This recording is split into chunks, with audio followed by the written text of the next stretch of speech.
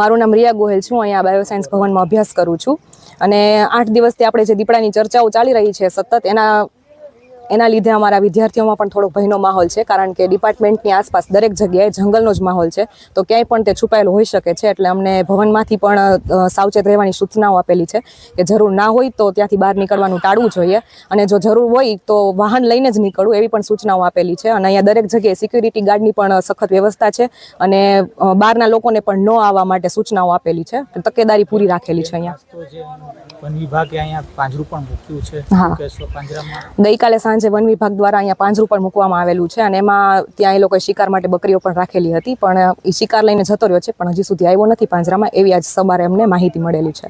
તો અમારામાં ભયનો માહોલ તો છે વિદ્યાર્થીઓમાં. અત્યારે અહીંયા બેન્ચો પણ આડી લગાવી આવી છે.